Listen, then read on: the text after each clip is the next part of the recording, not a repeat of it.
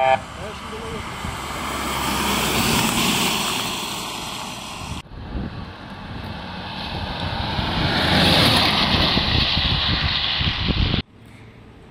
saat 2:30 civarında İl İlçe Sağlık Müdürlüğü'nde görevli sağlık çalışanları Covid aşıların olsun veyahut da yani Covid sürecinde kullanılması gereken tıbbi malzemeleri Şırnak Sağlık Müdürlüğü'ne almaya giderken Cizre Şırnak Karayolu'nda tünele varmadan orada bir kaza geçiriyor. Allah'a çok şükür şu anda hepsinin durumu iyidir.